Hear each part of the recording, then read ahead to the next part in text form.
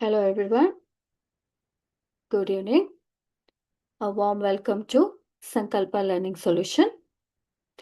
Let's start today the continuation part of digestion and its absorption. Okay, in yesterday's session, we already discussed about why we need food, why we need nutrients, why we need digestive mechanistic tool for a good digestion and its absorption. Okay, let's continue today how the foods are digested and each and every mechanistical tool in respective part of the body. Okay, we already discussed in yesterday class.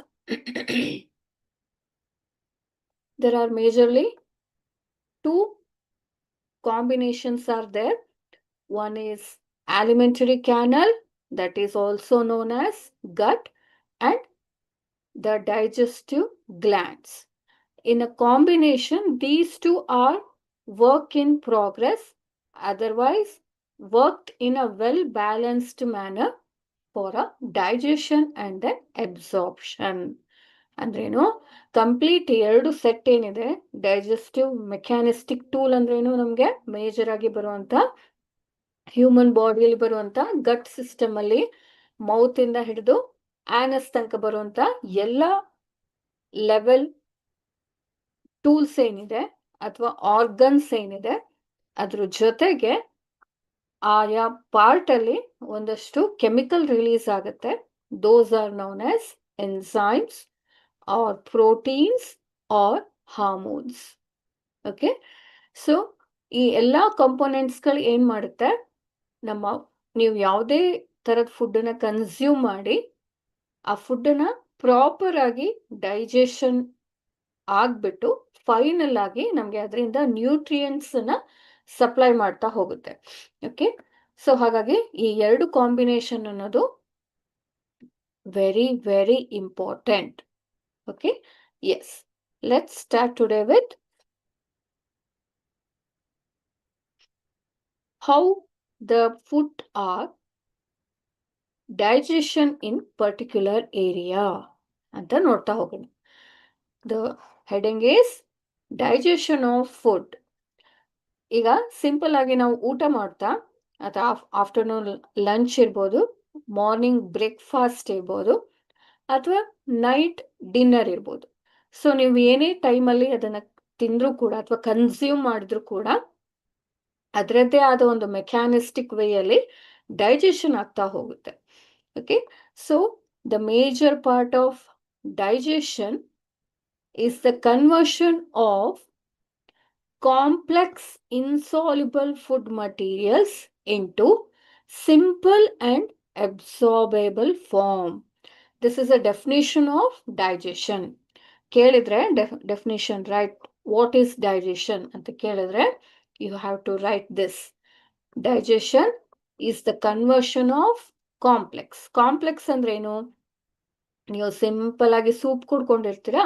ಇಲ್ಲ, ಏನ್ ಮಾಡ್ತೀರಿ, according to your house chart, ನಿಮ್ಮ ಮನೆಯಲ್ಲಿ ಹೇಗಿರುತ್ತೆ ಅದೇ ರೀತಿ follow up ಆಗುತ್ತೆ ಅಲ್ವಾ? ಏನ್ ಮಾಡ್ತೀರಿ, ಊಟಕ್ಕೆ ಏನ್ ಮಾಡ್ತೀರಿ, ರೈಸ್ ತಿಂತೀರಿ, ಸಾಂಬಾರ್, ಪಲ್ಯ, ಜೊತೆಗೆ ಯಾರೆಲ್ಲ ಚಪಾತಿ, ಮುದ್ದೆ, ಇಡ್ಲಿ, ಏನೇನ್ ಬೇಕೋ ಅದನ್ನೆಲ್ಲದನ್ನು ಒಟ್ಟಲ್ಲಿ ಕಾಂಬಿನೇಷನ್ ಅಲ್ಲಿ ತಿಂತೀರಾ ಅಲ್ವಾ? So that is a complex insoluble form. Complex ಅಂದ್ರೇನು? ರೈಸ್ ಅಂದ್ರೇನು? Carbohydrate, protein. ನೀವು ಏನು ಬೇಳೆ ಸಾರೆಲ್ಲ ತಿಂತೀರಲ್ವಾ, ಬೇಳೆಲೆಲ್ಲ ಏನಿರುತ್ತೆ, ಮ್ಯಾಕ್ಸಿಮಮ್ ಆಗಿ ಪ್ರೋಟೀನ್ ಇರುತ್ತೆ. ಅದ್ರ ಜೊತೆಗೆ ತರಕಾರಿ, vegetables, cellulose component, starch component, ಮತ್ತೆ ಒಗ್ಗರಣೆ ಹಾಕಿ ಎಲ್ಲ ರೈಸ್ ಐಟಮ್ ಮಾಡ್ಕೊಳ್ತೀರಿ, ಚಿತ್ರಾನ್ನ ಮಾಡ್ತೀರಿ, ಪುಳಿಯೋಗರೆ ಮಾಡ್ತೀರಿ, ಮೊಸರನ್ನ ಮಾಡ್ತೀರಿ. ಸೊ ಅಲ್ಲದೇನಾಗುತ್ತೆ, ಗೀ ಇರ್ಬೋದು, ಕರ್ಡ್ ಇರ್ಬೋದು, ಅದೆಲ್ಲದೂ ಕೂಡ ಮಿಕ್ಸ್ ಆಗಿರುವಂತ ಒಂದು ಫುಡ್ ಮಟೀರಿಯಲ್ ಏನಾಗುತ್ತೆ, ಅದನ್ನ ನಾವೇನ್ ಹೇಳ್ತೀವಿ, complex insoluble food material which is converted in to very simple. ಓಕೆನಾ? and it should be converted into absorbable form. ಬಾಡಿಗೆ ಏನಾಗಬೇಕು, ಬಾಡಿಗೆ ನಮ್ಮ ಡೇ ಟು ಡೇ ಲೈಫಲ್ಲಿ ಕೆಲಸ ಮಾಡೋದಕ್ಕೆ ಒಂದಷ್ಟು ಎನರ್ಜಿ ಬೇಕಲ್ವಾ. ಸೊ ಆ ಎನರ್ಜಿನ ನಾವೇನು ಹೇಳ್ಬೋದು, ATP ಅಂತ ಹೇಳ್ಬೋದು. ಈ ATPನ ಪ್ರೊಡಕ್ಷನ್ ಮಾಡೋದಕ್ಕೆ ಯಾವ ಫಾರ್ಮಲ್ಲಿ ಆಗಬೇಕು, ಅದು ಕಾಂಪ್ಲೆಕ್ಸ್ ಫಾರ್ಮಿಂದ ಸಿಂಪ್ಲೆಸ್ಟ್ ಫಾರ್ಮ್ಗೆ ಕನ್ವರ್ಟ್ ಆಗಬೇಕು. Just like a chemical conversion. ನೀವು ಲ್ಯಾಬೊರೇಟರಿಯಲ್ಲಿ ಎಲ್ಲ ಮಿಕ್ಸ್ ಮಾಡಿ ಕಾಂಪೌಂಡನ್ನು ಯಾವುದೋ ಒಂದು ರಿಯಾಕ್ಷನ್ ಮಾಡ್ತೀರಲ್ವಾ, ಟೈಟ್ರೇಷನ್ ಮಾಡ್ತೀರಿ, ಫೈನಲ್ ಆಗಿ ಯಾವುದೋ ಒಂದು ಎಂಡ್ ಕಲರ್ ಬರುತ್ತೆ ನಿಮಗೆ. ಸೊ ಅದೇ ಥರ ಇಲ್ಲೂ ಕೂಡ ಇದೆ. ಕಾಂಪ್ಲೆಕ್ಸ್ ಇರೋದ್ರಿಂದ ನಮಗೆ ಸಿಂಪಲ್ ಆಗಿ ಕನ್ವರ್ಟ್ ಆಗಬೇಕು. Either it is glucose. Okay, ಈ ಗ್ಲೂಕೋಸ್ ಅನ್ನೋದೇನಿದೆ ಅದು ಸಿಂಪಲ್ ಫಾರ್ಮಲ್ಲಿ ಇರುತ್ತೆ. ನೀವೇನೇ ಕನ್ಸ್ಯೂಮ್ ಮಾಡಿದ್ರು ಕೂಡ ಫೈನಲ್ ಆಗಿ ಈ ಫಾರ್ಮಿಗೇನೆ ಬರಬೇಕು. ಯಾವುದದು, ಗ್ಲೂಕೋಸ್. ಓಕೆ, ಈ ಗ್ಲೂಕೋಸ್ ಇದ್ರೆ ಮಾತ್ರ ಏನಾಗುತ್ತೆ, ATP ಪ್ರೊಡಕ್ಷನ್ ಆಗುತ್ತೆ ಇನ್ ಮೈಟೊಕಾಂಡ್ರಿಯಾ. ಹಾಗಾಗಿ complex insoluble food materials into simple and absorbable form. This is known as digestion. Welcome again. The digestion majorly includes mechanical processes such as mastication. Mastication ಅಂದ್ರೇನು, ನೀವೇನ್ ಮಾಡ್ತೀರಿ, ಊಟ ತಗೊಂಡು ಹಾಗೆ ನುಂಗ್ತೀರಾ? ಇಲ್ಲ, ಜಗಿತೀರಾ ತಾನೆ, ಅಗಿತೀರಾ ತಾನೆ. That is mastication. Mastication is known as chewing. Second, deglutition or swallowing ಅಂತ ಹೇಳ್ತೀವಿ. ಅಂದ್ರೇನು, ಕಂಪ್ಲೀಟ್ ಆಗಿ ಅದನ್ನ ಕನ್ಸ್ಯೂಮ್ ಮಾಡುವಂಥದ್ದು, ಅದನ್ನ ಡಿಗ್ಲುಟೇಷನ್ ಅಂತ ಹೇಳ್ತೀವಿ. And the third major step is peristalsis. Peristalsis, that is a wave-like movement of food bolus. Bolus ಅಂದ್ರೇನು, ಚಿಕ್ಕದಾಗಿರುವಂತ ಒಂದು ಸರ್ಕ್ಯುಲರ್ ಮ್ಯಾನರ್ ಅಲ್ಲಿ ಏನಾಗುತ್ತೆ, ನಾವು ಅಗ್ದಿರುವಂತ ಫುಡ್ ಏನಿದೆ ಕಂಪ್ಲೀಟ್ ಆಗಿ ಪೇಸ್ಟ್ ಇರುವಂತದ್ದು ಫುಡ್ ಬೌಲ್ ತರ ಕನ್ವರ್ಟ್ ಆಗುತ್ತೆ. Then it passes through the gut by muscular contraction. ಹೀಗೆ ಮಸ್ಕ್ಯುಲರ್ ಕಾಂಟ್ರಾಕ್ಷನ್ ಇಂದ ಏನಾಗುತ್ತೆ, ನೆಕ್ಸ್ಟ್ ಇಲ್ಲಿಗೆ ಮತ್ತೆ ಬರುತ್ತೆ. ಹೀಗೆ ವೇವ್ ತರ ಮೂವ್ಮೆಂಟ್ ಅಲ್ಲಿ ಇರೋದ್ರಿಂದ ಏನಾಗುತ್ತೆ, ಕಂಪ್ಲೀಟ್ ಆಗಿ ನಾವು ತಿಂದಿರುವಂತ ಕಾಂಪ್ಲೆಕ್ಸ್ ಫುಡ್ ಮಟೀರಿಯಲ್ ಏನಾಗಿದೆ ಫೈನಲಿ ಎಸೋಫೇಗಸ್ ಇಂದ ಸ್ಟಮಕ್ಗೆ ರಿಲೀಸ್ ಆಗ್ತಾ ಬರುತ್ತೆ. Okay, this is a step involved in the digestion. First preliminary steps which are involved in the digestion. Okay, yes. There are three major sites are there. These are very important and also crucial for digestion. ಈ ಮೂರು ಜಾಗ ಏನಿದೆ ಅಥವಾ ನಮ್ಮ ಬಾಡಿಯಲ್ಲಿ ಆಹಾರ digest ಆಗಬೇಕು ಅಂದ್ರೆ ಎಲ್ಲಿಂದ ಸ್ಟಾರ್ಟ್ ಆಗಬೇಕು, ಮೇಜರ್ ಆಗಿ 3 ಸೈಟ್ ಇದೆ. ಆ 3 ಸೈಟ್ ಬಿಟ್ಟು ಬೇರೆ ಯಾವುದೇ ಏರಿಯಾದಲ್ಲಿ ಅಥವಾ ಯಾವುದೇ ಬಾಡಿ ಪಾರ್ಟ್ಸ್ ಅಲ್ಲಿ ಕೂಡ ಡೈಜೆಷನ್ ಆಗೋದಿಲ್ಲ. Okay, the first area or first site which is very essential in digestion is digestion in buccal cavity. Buccal ಕ್ಯಾವಿಟಿನ ನಾವು ನಿನ್ನೆ ಕ್ಲಾಸಲ್ಲಿ ನೋಡ್ತಾ ಹೋದ್ವಿ. ಬಕಲ್ ಕ್ಯಾವಿಟಿ ಅಂದ್ರೇನು, ಎಂಟೈರ್ ಸಲೈವಾ ರಿಲೀಸ್ ಆಗುವಂತ ಗ್ಲ್ಯಾಂಡ್ಸ್ ಎಲ್ಲ ಕೂಡ ಈ ಬಕಲ್ ಕ್ಯಾವಿಟಿಯಲ್ಲಿದೆ. ಜೊತೆಗೆ ಮೌತ್ ಪಾರ್ಟ್ ಅಲ್ಲಿ ಏನೇನೆಲ್ಲ ನಾವು ಚೀವ್ ಮಾಡ್ತೀವಿ, ಅಗಿತಾ ಹೋಗ್ತೀವಿ, ಆ ಏರಿಯಾದಲ್ಲಿ ಅರ್ಧಕ್ಕರ್ಧ ಡೈಜೆಷನ್ ಸ್ಟಾರ್ಟ್ ಆಗ್ತಾ ಹೋಗುತ್ತೆ. Then the second area of digestion is digestion in stomach. Okay, ಇಲ್ಲಿ ಒಂದು 25% ಆದ್ರೆ ಇಲ್ಲಿ ಒಂದು 50% ಅಷ್ಟು ಡೈಜೆಷನ್ ಆಗುತ್ತೆ. ಅಂಡ್ ದೆನ್ ರಿಮೈನಿಂಗ್ ಎಷ್ಟು, 25 ಪ್ಲಸ್ 50 75 ಅಲ್ವಾ. ಇನ್ನು ಮತ್ತೆ 25% ಎಲ್ಲಿ ಡೈಜೆಷನ್ ಆಗುತ್ತೆ, ಇನ್ small intestine. These 3 areas are very much important for our energy generation. ಓಕೆನಾ, ಎನರ್ಜಿ ಜನರೇಷನ್ ಆಗಬೇಕು ಅಂದ್ರೆ ಈ 3 ಏರಿಯಾಸ್ ಏನಿದೆ ತುಂಬಾ ಕ್ಲೀನ್ ಅಂಡ್ ನೀಟ್ ಆಗಿರ್ಬೇಕು. And that must be in a good condition, proper action ಅಲ್ಲಿ ಇರಬೇಕು. ಆಗ ಮಾತ್ರ ಏನಾಗುತ್ತೆ, ನಮ್ಮ ಡೈಜೆಷನ್ ಮತ್ತೆ ಫುಡ್ ಅಬ್ಸಾರ್ಪ್ಷನ್ ಕೂಡ ಪ್ರಾಪರ್ ಆಗಿ ಆಗ್ತಾ ಹೋಗುತ್ತೆ. ಇದನ್ನ ಯಾಕೆ ಹೇಳ್ದೆ ಅಂದ್ರೆ, ಸಿಂಪಲ್, ನಿಮ್ಗೆ ಹುಷಾರಿರೋದಿಲ್ವಾ ಅಥವಾ ಹೈ ಫೀವರ್ ಬಂದಿರುತ್ತೆ, ಆಗ ಏನಾಗುತ್ತೆ, ಬಕಲ್ ಕ್ಯಾವಿಟಿ ಅಲ್ಲಿ ಟಂಗ್ ಇರುತ್ತಲ್ವಾ, ನಾಲ್ಗೆ ರುಚಿಸೋದಿಲ್ಲ. ಯಾಕೆ? ಅಲ್ಲಿರುವಂತ ಎಲ್ಲಾ ಗ್ಲ್ಯಾಂಡ್ಸ್ಗಳು ಮೈಕ್ರೋ ಆರ್ಗ್ಯಾನಿಸಮ್ನ ಎಂಟರ್ ಆಗದೆ ಇರೋ ತರ ಮೆಕ್ಯಾನಿಸ್ಟಿಕಲಿ ಏನಾಗುತ್ತೆ, ಡಿಫೆನ್ಸ್ ಮೆಕ್ಯಾನಿಸಮ್ನ ಮಾಡ್ಕೊಳ್ತಾ ಹೋಗುತ್ತೆ. ಬಾಡಿನ ತುಂಬಾ ನೀಟಾಗಿ ಸ್ಟ್ರಾಂಗ್ ಆಗಿ ಪ್ರೊಟೆಕ್ಟ್ ಮಾಡ್ಬೇಕಲ್ವಾ. ಹಾಗಾಗಿ ಫಸ್ಟ್ ಕೆಲಸ ಏನ್ ಮಾಡುವಂಥದ್ದು, ಜ್ವರ ಬಂದಾಗ ನಮ್ಮ ಬಾಡಿಗೆ ಏನೇ ಫುಡ್ ಮಟೀರಿಯಲ್ನು ಡೈಜೆಷನ್ ಮಾಡೋ ಕೆಪಾಸಿಟಿಯಲ್ಲಿ ಇರೋದಿಲ್ಲ. ಯಾಕೆಂದ್ರೆ ಎಲ್ಲಾ ಇಮ್ಯೂನ್ ಕಂಪೋನೆಂಟ್ಗಳು ಫೀವರ್ನ ಕಾಸ್ ಮಾಡುವಂತ ಎಲ್ಲ ಹೊರಗಡೆ ಪಾರ್ಟಿಕಲ್ಸ್ ಏನಿರುತ್ತಲ್ಲ, ವೈರಸ್ ಇರ್ಬೋದು, ಬ್ಯಾಕ್ಟೀರಿಯಾ ಇರ್ಬೋದು, ಫಂಗ ಇರ್ಬೋದು, ಡಸ್ಟ್ ಇರ್ಬೋದು, ಅಲರ್ಜಿಕ್ ಕಂಪೋನೆಂಟ್ಸ್ ಇರ್ಬೋದು, ಅದನ್ನೆಲ್ಲ ಆಚೆ ಹಾಕೋ ಕೆಲಸದಲ್ಲಿ ಬ್ಯುಸಿ ಆಗಿರುತ್ತೆ. ಹಾಗಾಗಿ ಬಾಡಿಗೆ ತುಂಬಾ ಸ್ಟ್ರೇನ್ ಆಗುತ್ತೆ ಇದೆಲ್ಲ ಕೆಲಸ ಮಾಡ್ಬೇಕು ಅಂದ್ರೆ. ಹಾಗೇನ್ ಮಾಡುತ್ತೆ, ಸೊ ಫಸ್ಟ್ ಆಫ್ ಆಲ್ ಕೆಲಸ ಏನ್ ಮಾಡೋದು, ಇದನ್ನ ಹಂಗರ್ನ ಕಂಪ್ಲೀಟ್ ಆಗಿ ಸ್ಟಾಪ್ ಮಾಡುತ್ತೆ. That is known as loss of apatite. ಹಾಗಾಗಿ ಜ್ವರ ಇಲ್ಲದೆ ಇದ್ದಾಗ, ಜ್ವರ ಇದ್ದಾಗ ಎರಡು ಕಾಂಬಿನೇಷನ್ ನಿಮ್ಗೆ ಅಬ್ಸರ್ವ್ ಮಾಡಿರ್ತೀರ. ಯಾಕೆ? ನಿಮ್ಮ ಏನೋ ಬರ್ತ್ ಆದಾಗಿಂದ ಹಿಡಿದು ನಿಮ್ಗೆ ಜ್ವರ, ಕಾಫ್, ಫೀವರ್ ಇದೆಲ್ಲ ಕಾಮನ್ ಆಗಿ ಬರ್ತಾ ಇರುತ್ತೆ. ಹಾಗಾಗಿ ಆ ಟೈಮಲ್ಲಿ ಡೈಜೆಷನ್ ಪ್ರಾಸೆಸ್ ಏನಿದೆ ಕಂಪ್ಲೀಟ್ ಆಗಿ ಒಂದು 100% ಅಷ್ಟು ಇರೋದಿಲ್ಲ. ಮಿನಿಮಮ್ ಎಷ್ಟಿರುತ್ತೆ, ಮಿನಿಮಮ್ 50%ಗೆ ಬಂದು ನಿಂತ್ಕೊಳ್ಳುತ್ತೆ. ಯಾಕೆ? ಯಾಕೆಂದ್ರೆ ಇದೆಲ್ಲ ಪ್ರಾಸೆಸ್ ಆಗುವಾಗ ಎನರ್ಜಿ ಎಕ್ಸ್ಪೆಂಡಿಚರ್ ಆಗ್ತಾ ಇರುತ್ತೆ. ATP ಬೇಕು. ಈ ಡೈಜೆಷನ್ ಆಗುವಾಗ್ಲೂ ಕೂಡ ಶಕ್ತಿ ಬೇಕು. ಯಾಕೆ ಶಕ್ತಿ ಬೇಕು? ಸಲೈವರಿ ಗ್ಲ್ಯಾಂಡ್ಸ್ಗೆ ಸಲೈವಾ ರಿಲೀಸ್ ಮಾಡೋದಕ್ಕೆ ಎನರ್ಜಿ ಬೇಕು.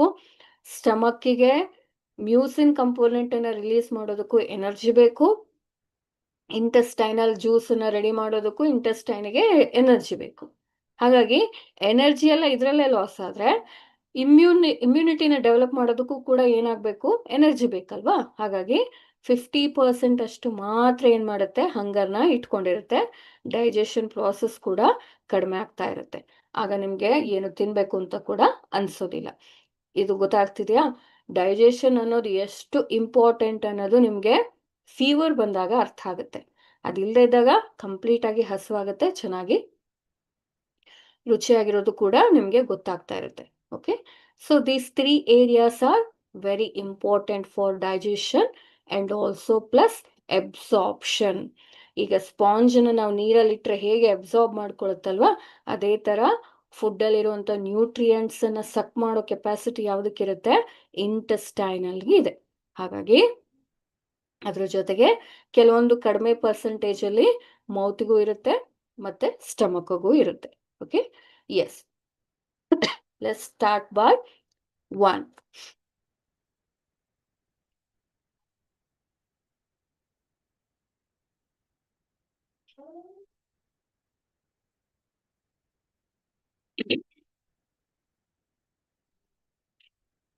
Digestion in buccal cavity.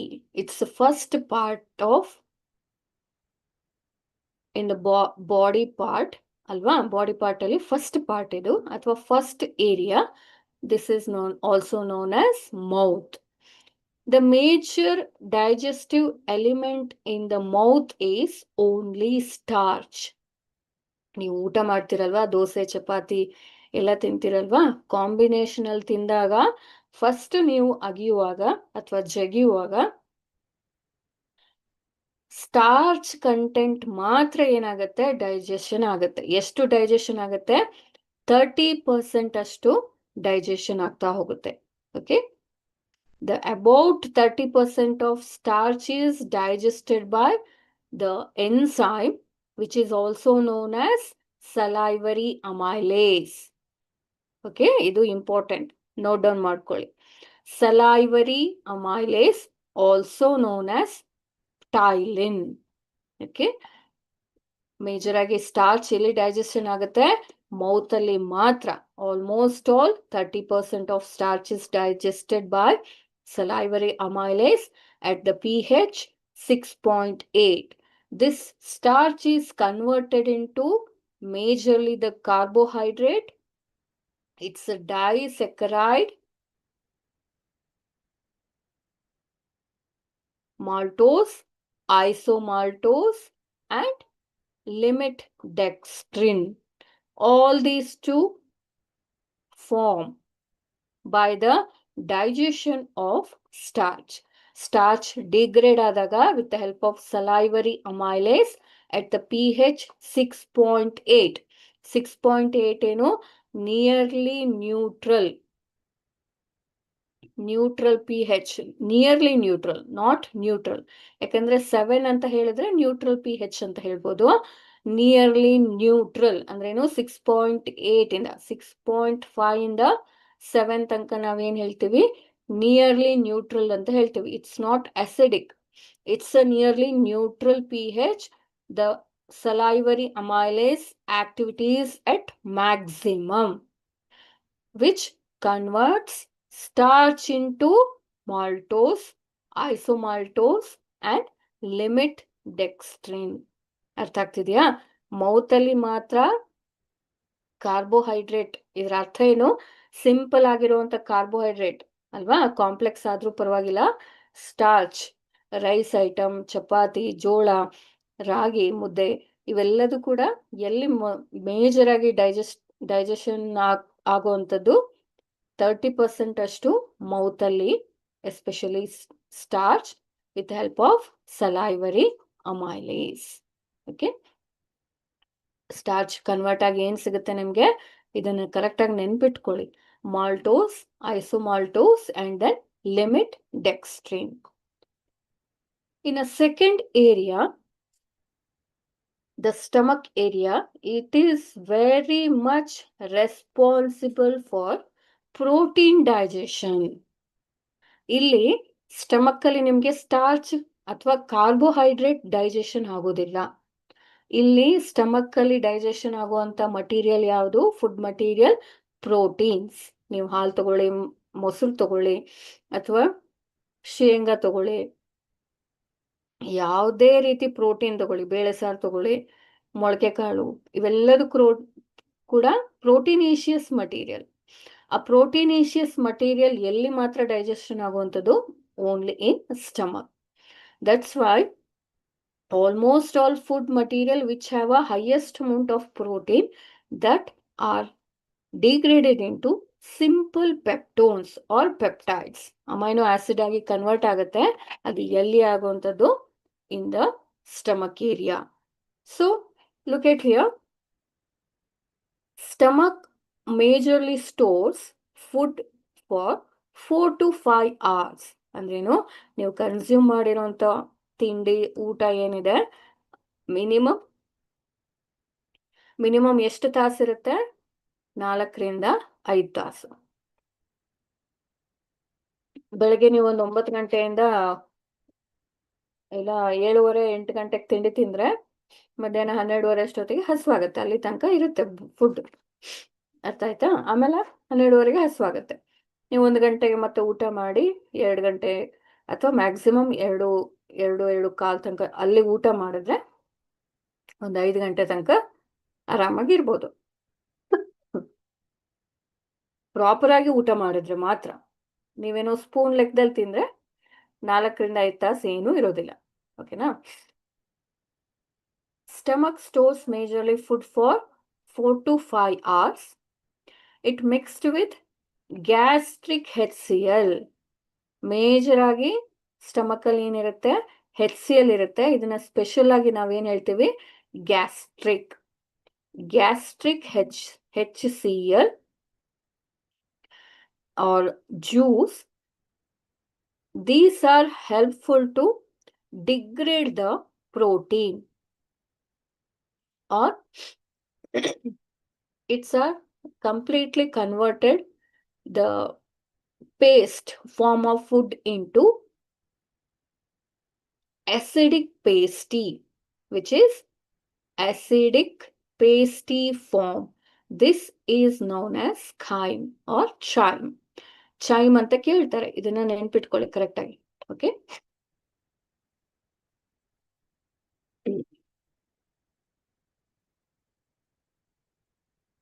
Chime ಅಂದ್ರೆ ಏನು, acidic paste form of food ಅಂತ ಹೇಳ್ಬೋದು.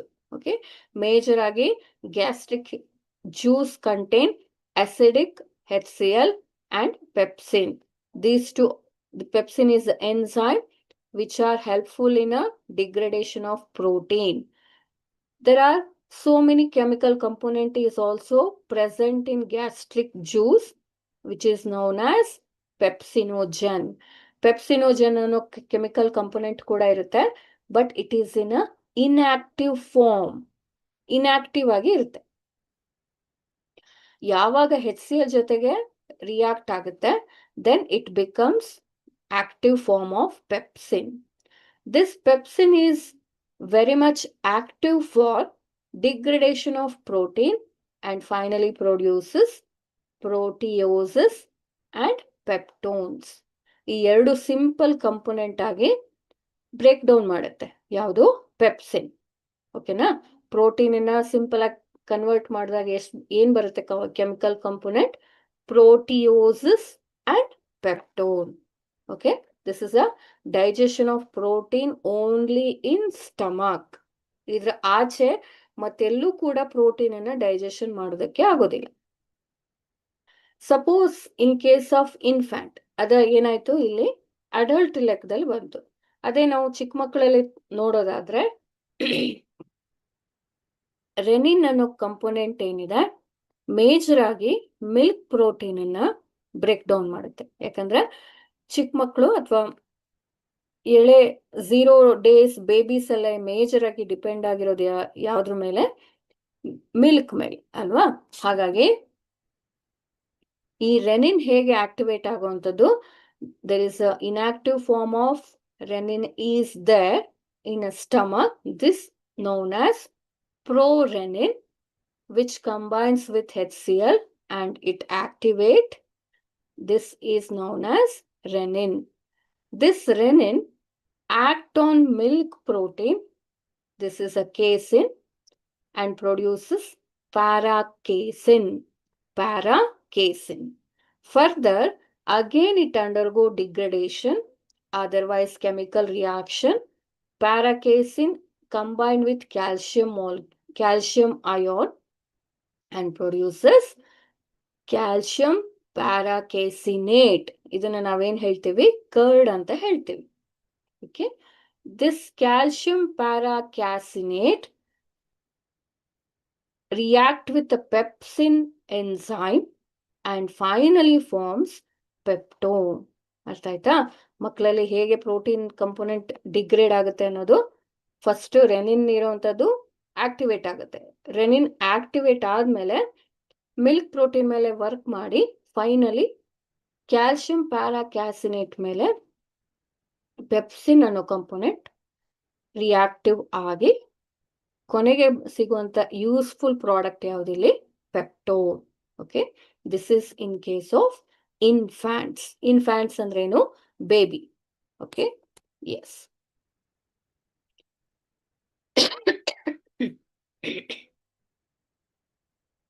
The digestion in small intestine. ಈಗ ಥರ್ಡ್ ಏರಿಯಾ ಯಾವುದು ಇಲ್ಲಿ? Digestion in small intestine. ಹಾಗಾದ್ರೆ ಸ್ಮಾಲ್ ಇಂಟೆಸ್ಟೈನ್ ಅಂದ್ರೆ ಏನು? ಸಣ್ಣ ಕರಳು.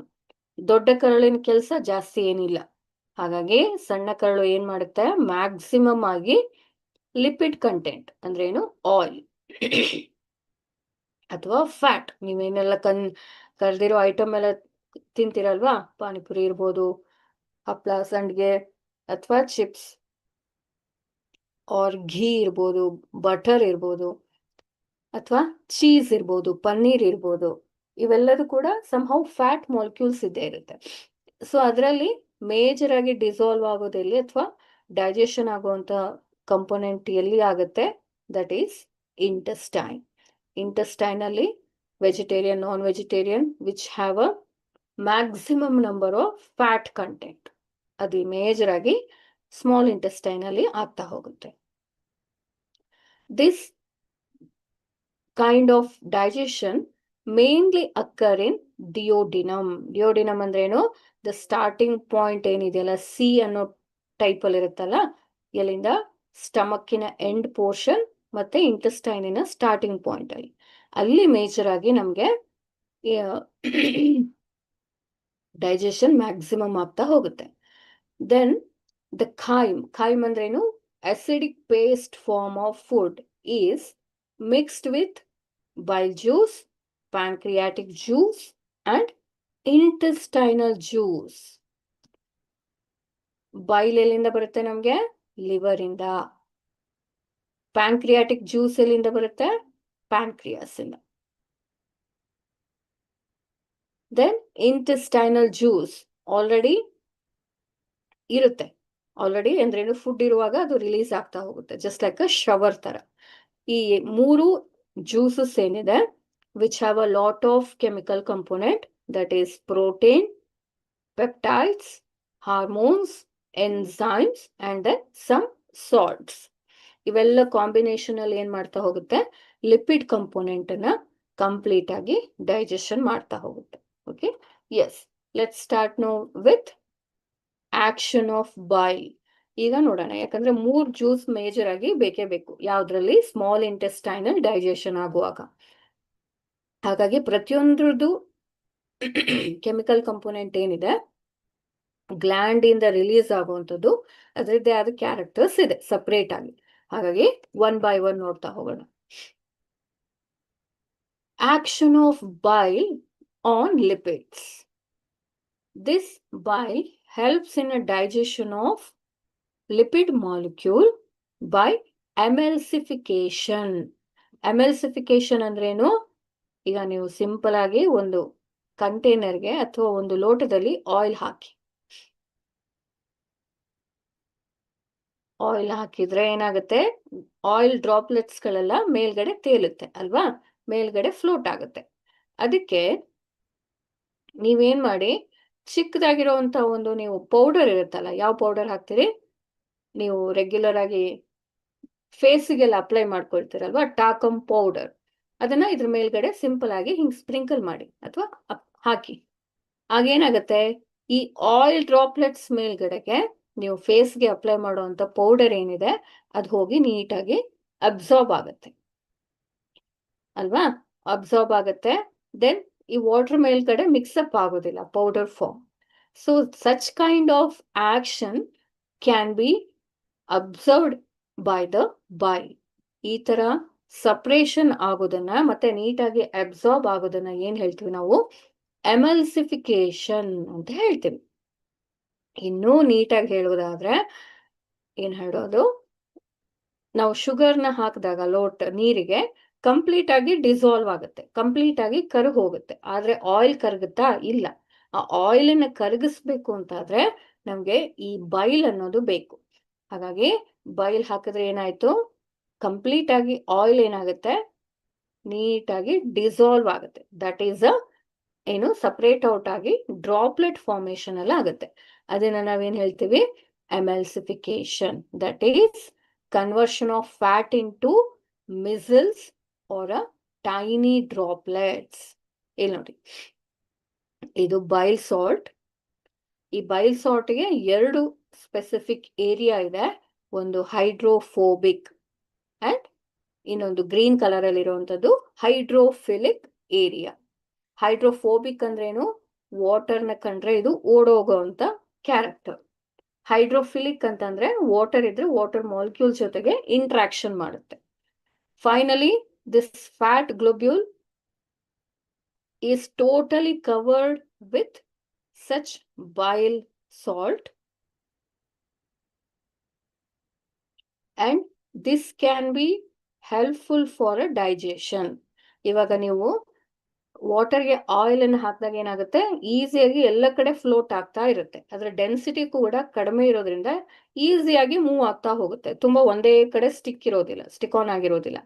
ಹಾಗಾಗಿ ಎನ್ಸೈಮ್ಸ್ ಏನಿದೆ, ಲೈಪೇಸ್ ಎನ್ಸೈಮ್ ಏನಿದೆ, ಅದ್ರ ಮೇಲ್ಗಡೆ ಆಕ್ಷನ್ ಮಾಡೋದಕ್ಕೆ ತುಂಬಾ ಸಮಯ ಬೇಕು. ಹಾಗಾಗಿ ಆ ತುಂಬಾ ಸಮಯನ ಆ ಎನ್ಸೈಮ್ಗಳು ಇರಬೇಕು ಅಂತಂದ್ರೆ ಏನಾಗ್ಬೇಕಿಲ್ಲಿ, ಎಮಲ್ಸಿಫೈ ಆಗ್ಬೇಕು. ಈ ತರ ಡ್ರಾಪ್ಲೆಟ್ ಆಗಿ ನೀಟಾಗಿ ಸಿಗ್ಬೇಕು ಎನ್ಸೈಮಿಗೆ. ಆ ತರ ಕನ್ವರ್ಟ್ ಮಾಡೋ ಕೆಪಾಸಿಟಿ ಯಾವ್ದಕ್ಕಿದೆ, ಬೈಲ್ಗೆ ಇದೆ. ಹಾಗಾಗಿ ಇಲ್ಲಿ ನೋಡಿ, ಈ ಸರ್ಫೇಸ್ ಏರಿಯಾ ಕೂಡ ತುಂಬಾ ಲಾರ್ಜ್ ಆಗಿ ಸಿಗುತ್ತೆ. ಮತ್ತೆ ಇನ್ನೊಂದು ಆಯಿಲ್ ಡ್ರಾಪ್ಲೆಟ್ಸ್ ನ ಮಿಕ್ಸ್ ಆಗೋದಕ್ಕೆ ಕೊಡೋದಿಲ್ಲ ಈ ಎಮೆಲ್ಸಿಫೈ ಮಾಡೋದ್ರಿಂದ, ಯಾವುದು ಬೈಲ್ ಸಾಲ್ಟ್. ಹಾಗಾಗಿ ಇಲ್ಲಿ ಒಂದು ಲೈಪೇಸ್ ಎನ್ಸೈಮ್ ಬಂದು ನೀಟಾಗಿ ಕೂತು ಕಟ್ ಮಾಡುತ್ತೆ, ಜಸ್ಟ್ ಲೈಕ್ ಅ ಗ್ಲಿಸೆರಾಲ್. ಚಿಕ್ಕ ಚಿಕ್ಕ ಪೀಸ್ ಆಗಿ ಫ್ಯಾಟ್ ಮಾಲಿಕ್ಯೂಲ್ ಆಗಿ ಕನ್ವರ್ಟ್ ಮಾಡುತ್ತೆ.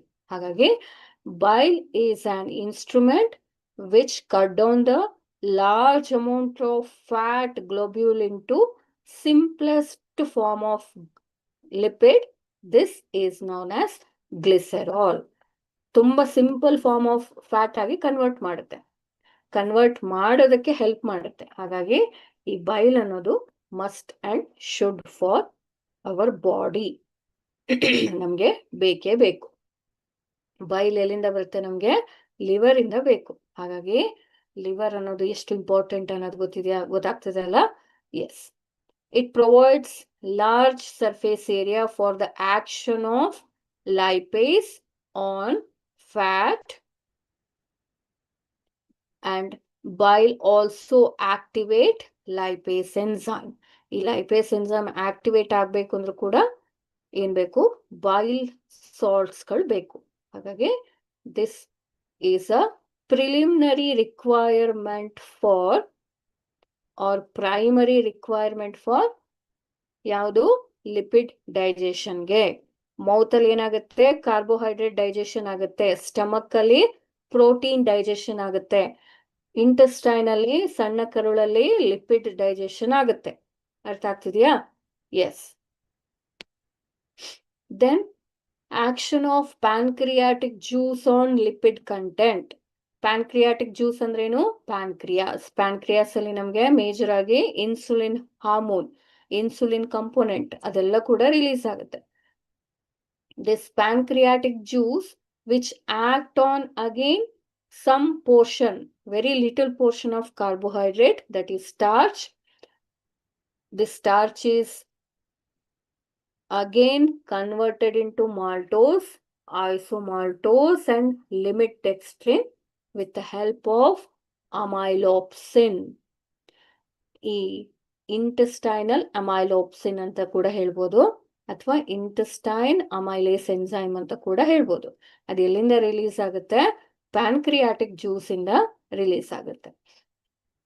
ಎರಡೆರಡು ಕಡೆ ಬಂದಿದೆಯಲ್ಲ ಅಂತ ಕೇಳಿದ್ರೆ ಹೌದು.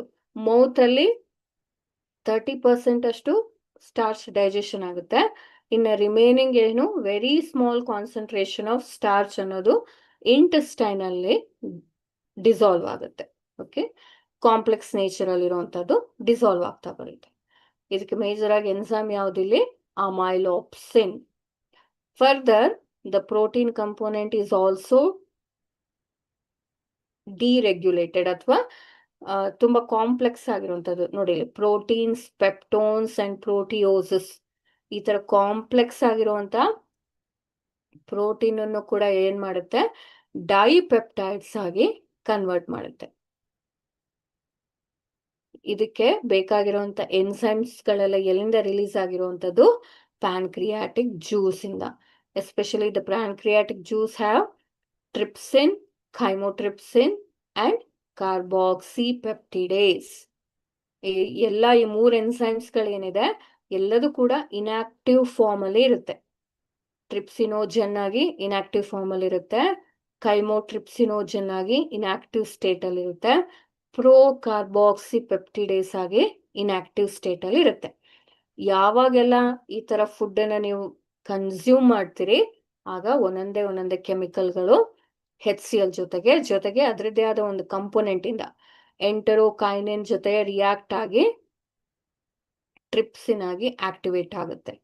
Further this chymotrypsinogen reacts with trypsin and finally forms chymotrypsin.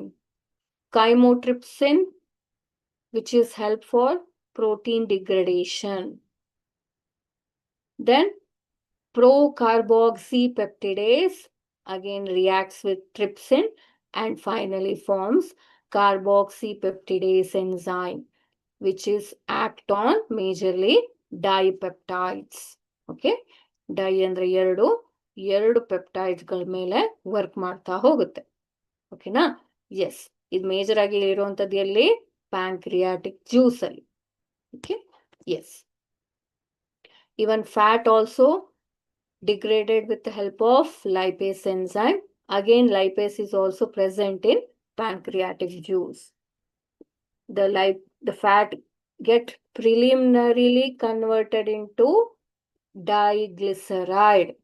ಇಲ್ಲಿ 2 molecule of glycerides ಬರುತ್ತೆ. ಅರ್ಥ ಆಯ್ತಾ?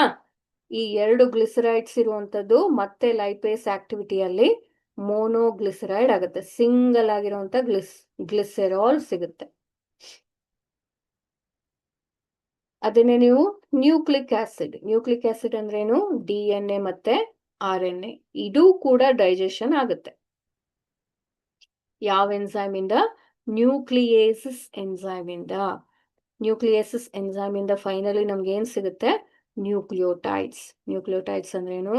Sugar plus nitrogen basis.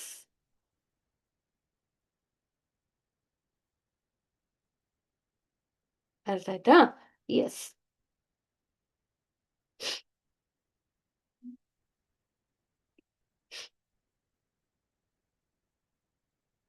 Next is intestinal juice. The majority of all these enzyme ಎಷ್ಟಿದೆ ನೋಡಿ.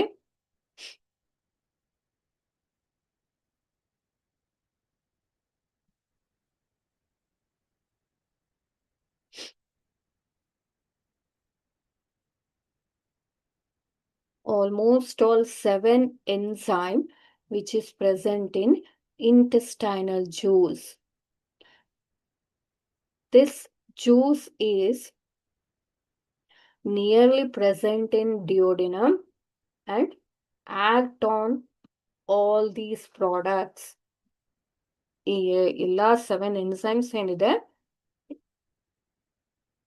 ರೆಸ್ಪೆಕ್ಟಿವ್ ಮಾಲಿಕ್ಯೂಲ್ ಮೇಲೆ, ರೆಸ್ಪೆಕ್ಟಿವ್ ಓನರ್ಗಳ ಮೇಲೆ ವರ್ಕ್ ಮಾಡುತ್ತೆ. Say for example ಡೈಪೆಪ್ಟೈಡ್ ಅಂದ್ರೇನು? 2 ಪೆಪ್ಟೈಡ್ ಇರುವಂತ ಮಾಲಿಕ್ಯೂಲ್ ಮೇಲೆ ಡೈಪೆಪ್ಟಿಡೇಸ್ ಎನ್ಸೈಮ್ ವರ್ಕ್ ಮಾಡುತ್ತೆ. And finally it releases amino acids. Simplest amino acid, either it is basic amino acid or acidic amino acid or neutral amino acid.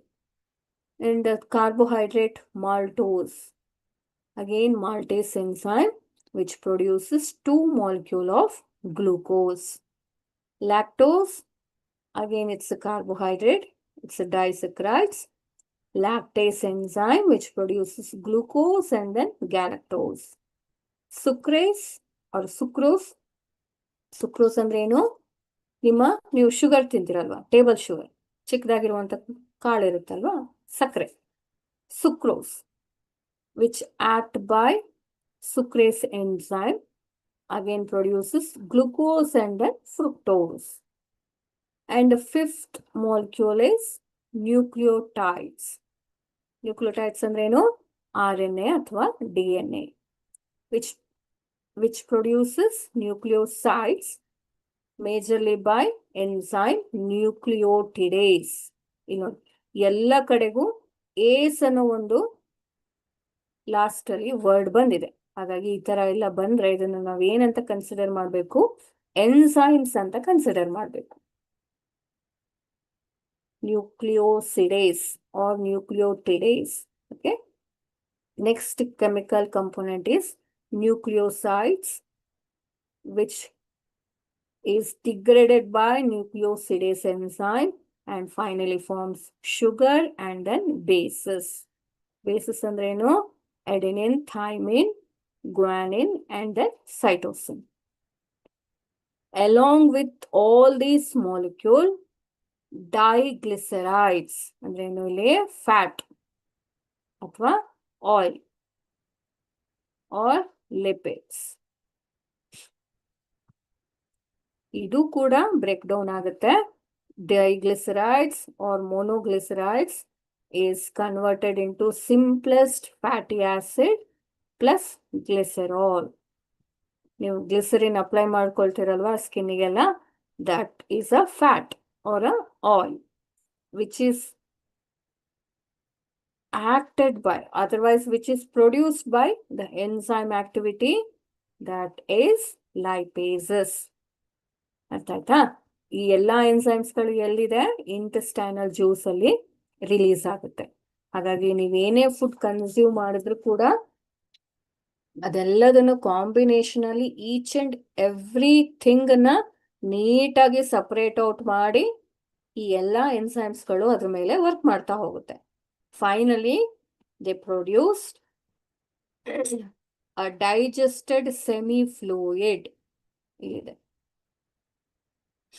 Finally, paste ರೀತಿಯಲ್ಲಿ ಇರುತ್ತೆ. Digested semi-fluid ಅಂದ್ರೇನು? Consistency ಏನಿರುತ್ತೆ? Semi-fluid and alkaline food in small intestine. This is known as chyme. Chyme ಬೇರೆ, chyle ಬೇರೆ, ನೆನ್ಪಿಟ್ಕೊಳ್ಳಿ. Chyme is acidic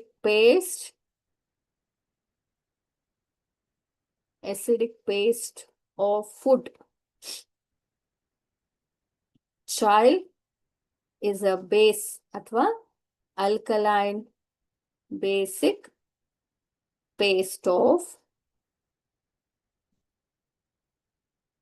fully digested food.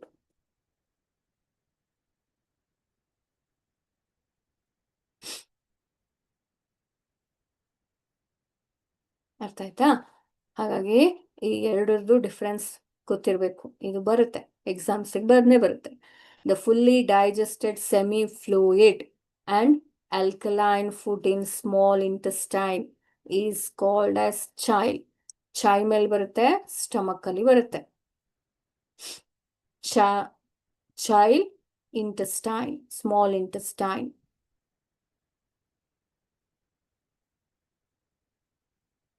So finally, the large intestine have its own function in digestion. It majorly absorb lot of water in this semi-fluid and also minerals and certain drugs. ಇವೇನಾದ್ರು ಹುಷಾರಿಲ್ಲ ಅಂತ ಹೇಳಿ ಏನಾದ್ರು tablets ಅನ್ನ ತಗೊಂಡ್ರು ಕೂಡ ಅದ್ರ absorption ಎಲ್ಲಿ ಆಗುತ್ತೆ? ದೊಡ್ಡ ಕರಳಲ್ಲಿ ಆಗ್ತಾ ಹೋಗುತ್ತೆ. ಲಾರ್ಜ್ ಇಂಟೆಸ್ಟೈನ್ ಅಲ್ಲಿ ಆಗುತ್ತೆ. ಮೇಜರ್ ಆಗಿ ವಾಟರ್ ಅಬ್ಸಾರ್ಪ್ಷನ್ ಆಗುತ್ತೆ, ಮಿನರಲ್ ಅಬ್ಸಾರ್ಪ್ಷನ್ ಆಗುತ್ತೆ and certain chemical are certain drugs. Finally it also secretes mucus for adhering waste. Large intestine ಏನ್ ಮಾಡುತ್ತೆ? ಕೆಲವೊಂದು ಮ್ಯೂಸಿನ್ ಕಂಪೋನೆಂಟ್ ಅನ್ನು ಕೂಡ ರಿಲೀಸ್ ಮಾಡ್ತಾ ಹೋಗುತ್ತೆ. ಯಾಕೆ? ಇಟ್ ಫಾರ್ ಹೆಲ್ಪ್ಫುಲ್ ಫಾರ್ ಅಡೇರಿಂಗ್ ಅಥವಾ ಪೇಸ್ಟ್ ಆಗಿ ಅಂಟ್ಕೊಳ್ಳೋದಕ್ಕೆ. ಯಾವುದು? ವೇಸ್ಟ್. ಅನ್ಡೈಜೆಸ್ಟೆಡ್ ಪಾರ್ಟಿಕಲ್ ಏನಿರುತ್ತಲ್ಲ ಅದನ್ನ ಹಾಗೆ ಪೇಸ್ಟ್ ಆಗೋದಕ್ಕೆ mucus or mucin component help ಮಾಡ್ತಾ ಹೋಗುತ್ತೆ. For particles together and lubricating it for an easy passage. Lubrication ಪರ್ಪಸ್ಗೆ ಈ ತರ ಮ್ಯೂಕಸ್ ಕಂಪೋನೆಂಟ್ ರಿಲೀಸ್ ಆಗ್ತಾ ಹೋಗುತ್ತೆ, especially in large intestine. But the large intestine has no significant activity. ಯಾವುದ್ರಲ್ಲಿ? Major ಆಗಿ digestion ಮಾಡೋದಕ್ಕೆ ಯಾವುದೇ ರೀತಿಯಾಗಿರುವಂತ ಕೆಲಸನ ಅದು ಮಾಡೋದಿಲ್ಲ. ಯಾವುದು? Large intestine. It only involve in the absorption of water, minerals and certain drugs. Okay, yes. Finally we came to the stage where maximum nutrients are absorbed in the intestine. Intestinal ಒಂದೇ ಅಲ್ಲಿ absorb ಆಗುತ್ತಾ nutrients, ಅಥವಾ ಬೇರೆ ಯಾವುದೇ ಲೊಕ್ಯಾಲಿಟಿಯಲ್ಲಿ ಅಥವಾ ಯಾವುದೇ body parts ಅಲ್ಲಿ absorb ಆಗ್ತಾ ಹೋಗುತ್ತಾ ಅನ್ನೋದನ್ನ ನಾವು ನೋಡ್ತಾ ಹೋಗೋಣ. Okay, up to that is digestion. Then this is absorption. ಇಲ್ಲಿ ಕಾಣಿಸ್ತಿದೆಯಲ್ವಾ ಡಯಾಗ್ರಾಮ್, ಇದೆಲ್ಲದೂ ಕೂಡ ಇಂಟೆಸ್ಟೈನ್ ಅಲ್ಲಿರುವಂತ ಮೈಕ್ರೋ ವಿಲ್ಲೈಗಳು. ಇಷ್ಟು ಈ ತರ ಹೀಗಿರುತ್ತೆ ಫಿಂಗರ್ ಲೈಕ್ ಪ್ರಾಜೆಕ್ಷನ್ಸ್. ನಮ್ಮ ಇಂಟೆಸ್ಟೈನ್ ಅನ್ನ ನಾವು ಕಟ್ ಮಾಡಿ ನೋಡಿದಾಗ ಹೀಗೆ ಕಾಣಿಸೋದು. ಓಕೆನಾ? ಎಂಟೈರ್ ಒಳ್ಳೆ ಗುಹೆ ತರ ಅನ್ಸುತ್ತೆ, ಹೀಗೆ ರಾಕ್ ತರ ಕೂಡ ಅನ್ಸುತ್ತೆ, but this is actual intestine. ಇಲ್ಲೇ ಏನ್ ಮಾಡುವಂಥದ್ದು, ನಾವು ಫುಡ್ ಎಲ್ಲ ಇಲ್ಲಿರುತ್ತೆ ಪೇಸ್ಟ್ ಆಗಿ. ಈ ಫುಡ್ ಅಲ್ಲಿರುವಂತ ಎಲ್ಲ ನ್ಯೂಟ್ರಿಯೆಂಟ್ಸ್ಗಳು ಈ ತರ ವಿಲ್ಲೈಯಿಂದ ನೀಟಾಗಿ ಅಬ್ಸಾರ್ಬ್ ಆಗ್ತಾ ಹೋಗುತ್ತೆ. ಓಕೆ, ವಾಟ್ ಈಸ್ ಅಬ್ಸಾರ್ಪ್ಷನ್ ಅಂತ ನೀವೇನಾದ್ರೂ ಕೇಳಿದ್ರೆ, absorption is the transfer of end products of digestion from intestine to the circulatory fluids. Absorption is the process where end product of digestion, end product ಏನು ಇಲ್ಲಿ ನಮಗೆ lot of glucose, galactose, fructose, amino acids, dipeptide, tripeptide, long chain fatty acids, soluble vitamins, fat soluble vitamins A, D, E, K, and then water soluble vitamin B12, vitamin B, vitamin K, vitamin C, vitamin H.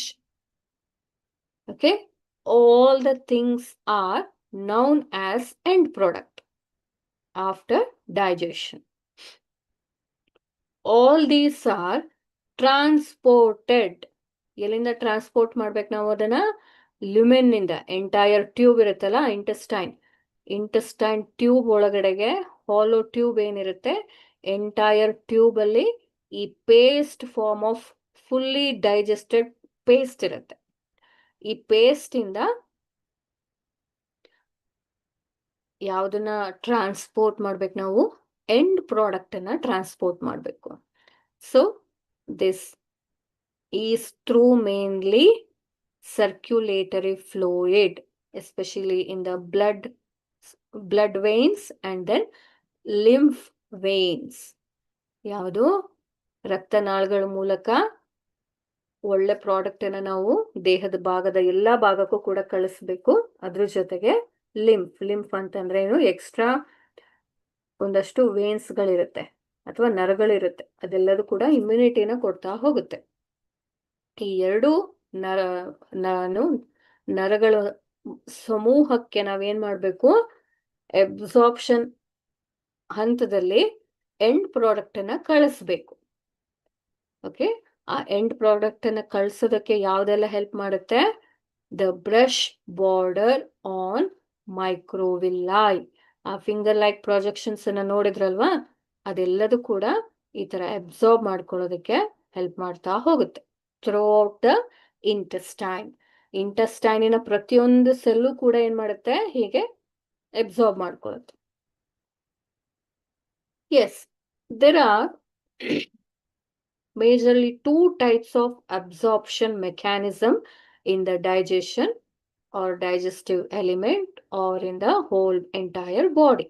Majorly, first is passive absorption, second is active absorption. Passive, in case of passive ಅಂದ್ರೇನು? ತುಂಬಾ energy involvement ಇರೋದಿಲ್ಲ. Complete ಆಗಿ ನದಿ ಹೇಗೆ ಹರಿಯುತ್ತಲ್ಲ ಅದೇ ತರ ಒಂದೇ flow ಅಲ್ಲಿ ಹೋಗ್ತಾ ಇರುತ್ತೆ. ಸಪೋಸ್ ಏನಾದ್ರು ಮಳೆ ಗಿಳೆ ಏನಾದ್ರು ಬಂದಾಗ ಅದ್ರ ನದಿ ಫ್ಲೋ ಹೇಗಿರುತ್ತೆ? ತುಂಬಾ ಫಾಸ್ಟ್ ಆಗಿರುತ್ತೆ. ಅದೇ ತರ ಇಲ್ಲೂ ಕೂಡ ಫಾಸ್ಟ್ನೆಸ್ ನೋಡ್ಬೋದು, ಬಟ್ ಒಂದೇ ಮೋಷನ್ ಅಲ್ಲಿ ಒಂದೇ ಡೈರೆಕ್ಷನ್ ಅಲ್ಲಿ ಹೋಗ್ತಾ ಇರುತ್ತೆ. That is passive absorption. In a passive absorption, again there are two way of absorption is there. One is osmosis and second is diffusion. Osmosis and diffusion. In case of diffusion, another two mechanism is there. Simple diffusion and facilitated diffusion. Simple and then facilitated diffusion.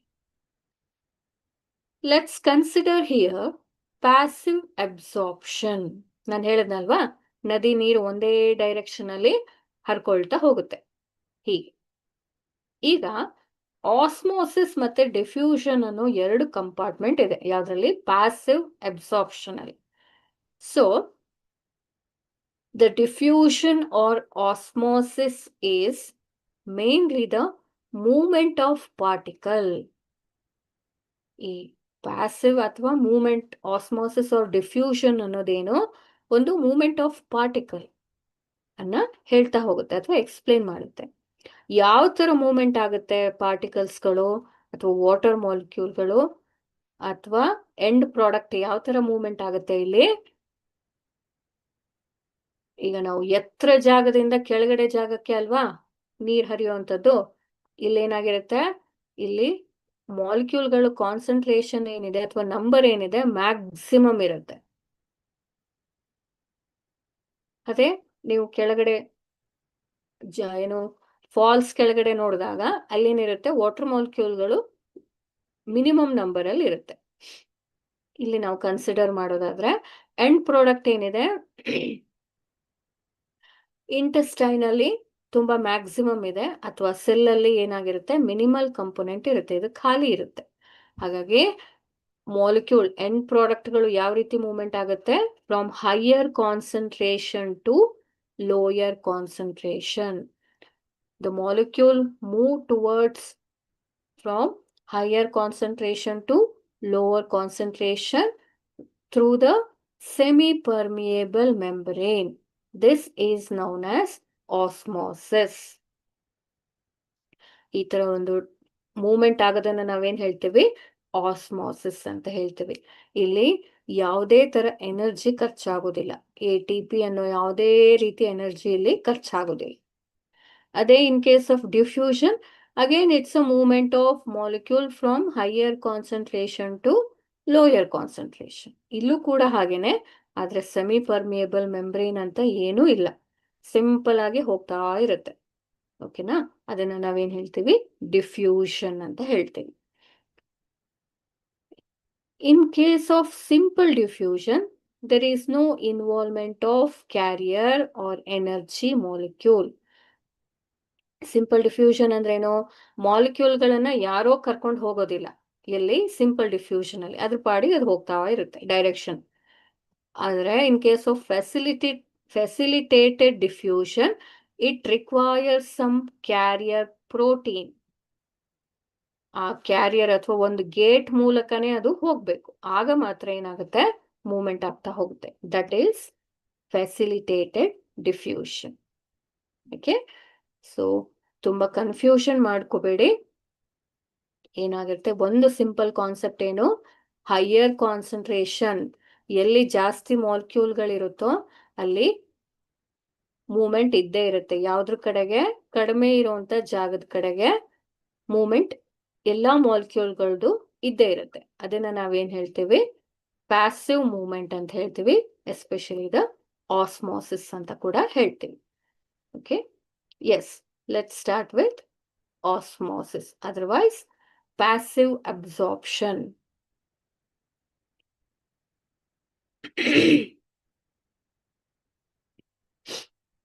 ಇಲ್ಲೊಂದು image ಇದೆ, ಇದು villi.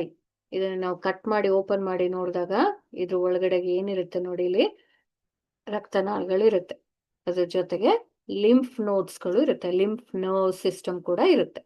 ಓಕೆನಾ, ನಮ್ಮ entire ಬಾಡಿಯಲ್ಲಿ ಹೀಗೆ ಇರುವಂತದ್ದು ಪ್ರತಿಯೊಂದು ಕೂಡ.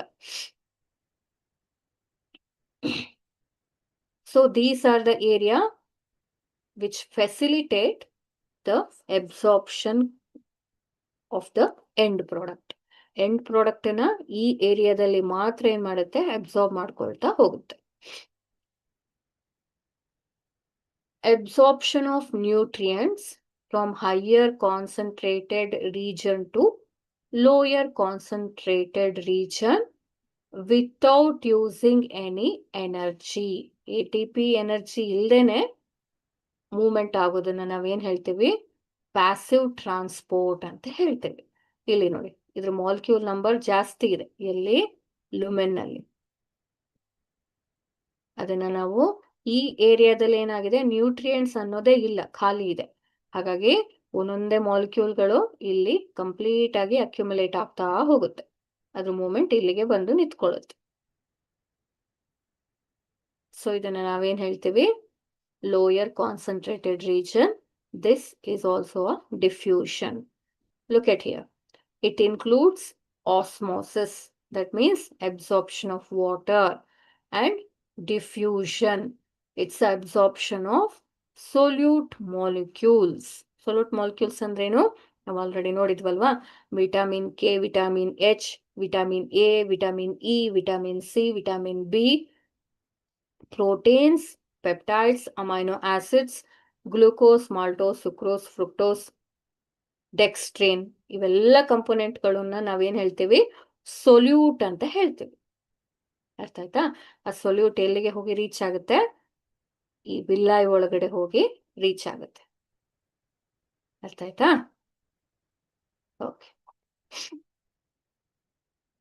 So in case of diffusion we already discussed that simple diffusion and facilitated diffusion. So look at here in the diagram. Simple diffusion. In this diffusion, molecules alone can be diffused. Simple ಆಗಿ ಒಂದೇ ಒಂದು molecule ಯಾವುದೇ ಹೆದರಿಕೆ ಇಲ್ಲದೆ ಹೋಗಿ ಆಚೆ ಈಚೆ ಹೋಗಿ ಬರುತ್ತೆ. ಅದನ್ನ ನಾವೇನ್ ಹೇಳ್ತೀವಿ, ಸಿಂಪಲ್ ಡಿಫ್ಯೂಷನ್ ಅಂತ ಹೇಳ್ತೀವಿ. For example, small amount of monosaccharides like glucose, amino acids, vitamins, electrolytes, chloride ion, potassium, sodium, ಇವೆಲ್ಲದೂ ಕೂಡ ಸಿಂಪಲ್ ಆಗಿ ಆಚೆ ಈಚೆ ಮೂವ್ಮೆಂಟ್ ಆಗ್ತಾ ಇರುತ್ತೆ. ಅದನ್ನ ನಾವೇನ್ ಹೇಳ್ತೀವಿ, ಸಿಂಪಲ್ ಡಿಫ್ಯೂಷನ್ ಅಂತ ಹೇಳ್ತೀವಿ. ಇನ್ ಕೇಸ್ ಆಫ್ ಫೆಸಿಲಿಟೇಟೆಡ್ ಅಂದ್ರೇನು, ಇನ್ನೊಬ್ರು ಸಹಾಯ ತಗೊಂಡು ಹೋಗುತ್ತೆ, ಒಬ್ರೆ ಹೋಗೋದಕ್ಕೆ ಭಯ. That is facilitated diffusion. Diffusion with the help of a carrier protein. ಇದನ್ನ ನಾವೇನ್ ಹೇಳ್ತೀವಿ, carrier protein. Only through the help of carrier protein, the molecule go and come back to its original place. For example, glucose, again glucose ಎರಡು ರೀತಿಯಲ್ಲಿ ಓಡಾಡುತ್ತೆ. Okay, and then amino acid also there. Yes, this is about the passive transporter ಅಥವಾ passive absorption mechanism. Then in case of active absorption, always it requires energy. Look at here. This is ATP.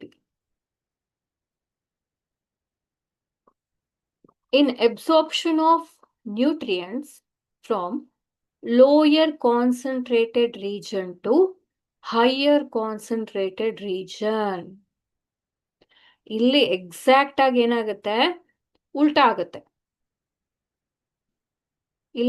ಅಲ್ಲೇನಾಗ್ತಾ ಇತ್ತು, passive ಇದರಲ್ಲಿ higher concentrated ಇಂದ lowest ಕಾನ್ಸಂಟ್ರೇಷನ್ಗೆ ಬರ್ತಾ ಇತ್ತು. ಆದ್ರೆ ಇಲ್ಲಿ active absorption ಅಲ್ಲಿ ಏನಾಯ್ತು, ಖಾಲಿ ಆಗಿರುವಂತ ಮೂವ್ಮೆಂಟ್ ಹೇಗಿರುತ್ತೆ, ಲೋಯರ್ ಕಾನ್ಸಂಟ್ರೇಷನ್, ಎಲ್ಲೂ ಮಾಲಿಕ್ಯೂಲ್ಗಳು ತುಂಬಾ ನಂಬರ್ ಕಡಿಮೆ ಇರುತ್ತೆ. ಆ ಕಡಿಮೆ ಇರೋ ಜಾಗದಿಂದ ಹೈಯರ್ ಕಾನ್ಸಂಟ್ರೇಷನ್ಗೆ ಮೂವ್ ಆಗ್ತಾ ಹೋಗೋದು. So such kind of movement needs energy.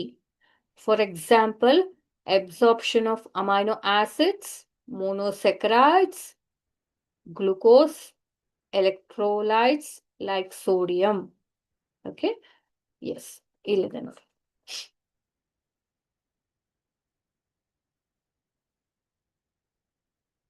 Lower concentration ಇಂದ ಹೈಯರ್ ಕಾನ್ಸಂಟ್ರೇಷನ್ಗೆ ಹೋಗುತ್ತಲ್ವಾ, again with help of carrier molecule.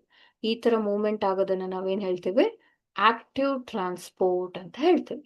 ಇಲ್ಲಿ ಮಾಲಿಕ್ಯುಲರ್ ನಂಬರ್ 2 ಇದೆ, ಇಲ್ಲಿ ಮೋರ್ ದನ್ 5 ಇದೆ. Okay, that is active transport. Then specially lipids. Lipid have their own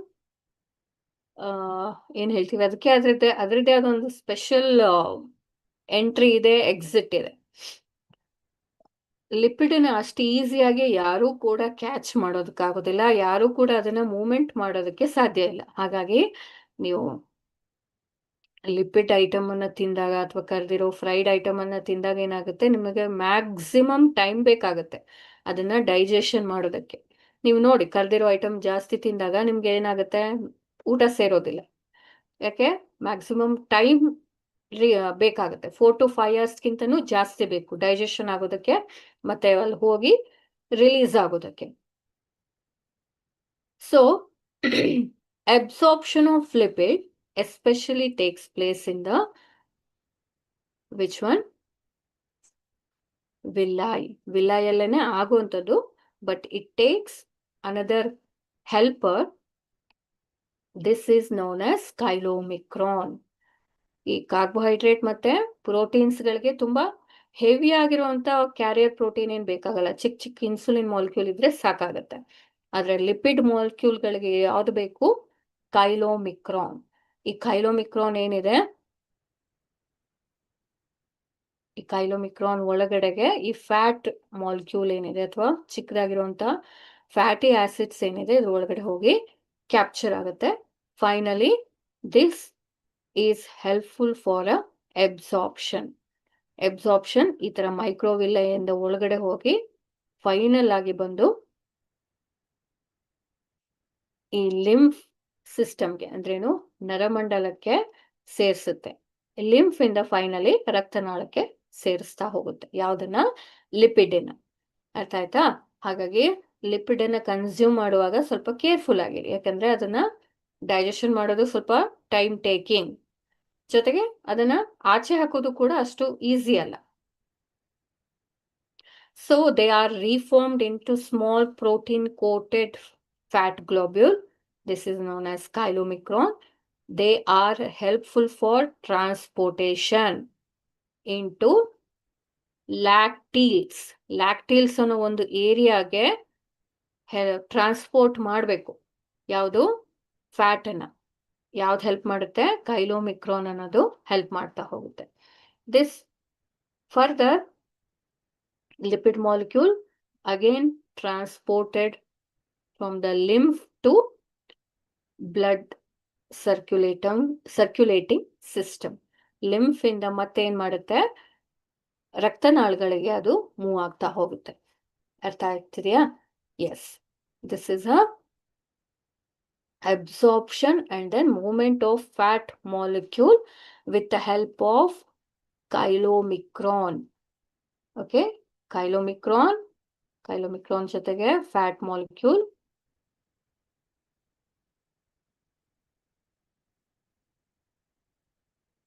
ಎಲ್ಲಿ ಹೋಗಿ ಸೇರುತ್ತೆ? ಲ್ಯಾಕ್ಟೀಲ್ಗೆ ಸೇರುತ್ತೆ. ಈ ಏರಿಯಾಕ್ಕೆ ಬಂದು ರೀಚ್ ಆಗುತ್ತೆ. ಅದಾದ್ಮೇಲೆ ಬ್ಲಡ್ ವೆಸಲ್ಸ್ಗೆ ಹೋಗಿ ರೀಚ್ ಆಗುತ್ತೆ.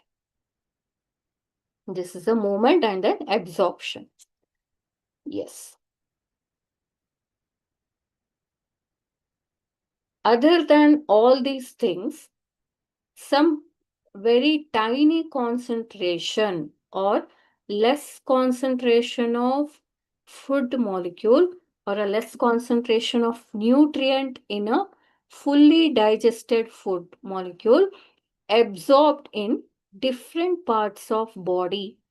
First is mouth. ಮೌತಲ್ಲೂ ಕೂಡ ಅಬ್ಸಾರ್ಬ್ ಆಗುತ್ತೆ, ಸ್ಟಮಕ್ ಅಲ್ಲೂ ಕೂಡ ಅಬ್ಸಾರ್ಬ್ ಆಗುತ್ತೆ, ಸ್ಮಾಲ್ ಇಂಟೆಸ್ಟೈನ್ ಅಲ್ಲಿ ಆಗುತ್ತೆ, ಮತ್ತೆ ಲಾರ್ಜ್ ಇಂಟೆಸ್ಟೈನ್ ಅಲ್ಲಿ ಕೂಡ ಆಗ್ತಾ ಹೋಗುತ್ತೆ.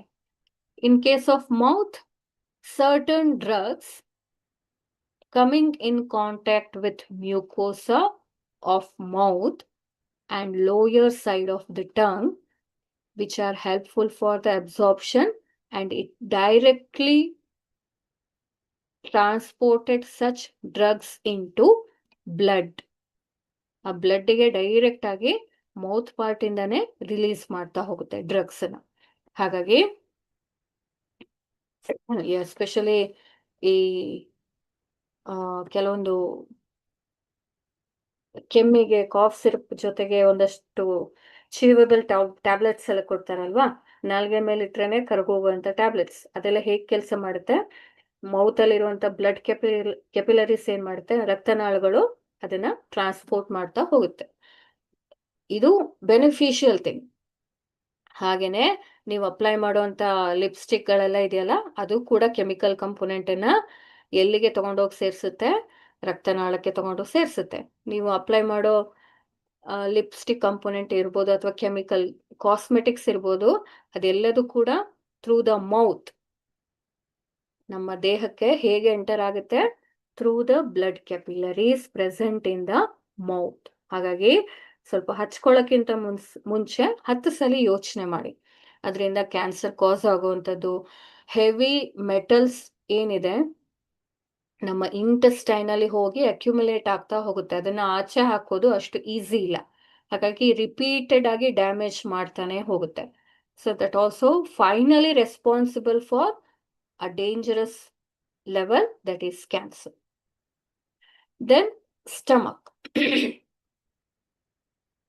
absorption of water, simple sugar and alcohol etc. takes place in stomach. In case of small intestine, a large organ which is helpful for absorption of nutrients. ಇಲ್ಲಿ ಏನಾಗುತ್ತೆ? Maximum amount of nutrients ಏನಾಗುತ್ತೆ? ಇದೇ ಏರಿಯಾದಲ್ಲೇ absorb ಆಗುತ್ತೆ. Digestion ಕೂಡ complete ಆಗಿ ಆಗುತ್ತೆ. Final product ಯಾವುದು ಇಲ್ಲಿ ಮೇಜರ್ ಆಗಿ? Glucose, fructose, fatty acids. Glucose, fructose, fatty acids, glycerol and amino acids are completely absorbed in the intestine and those are released into the blood stream. ಅಂದ್ರೇನು? ರಕ್ತನಾಳಗಳಿಗೆ complete ಆಗಿ release ಆಗುತ್ತೆ. ಆಗ ನಿಮ್ಮ ಬ್ರೈನ್ಗೂ ಕೂಡ supply ಆಗುತ್ತೆ glucose.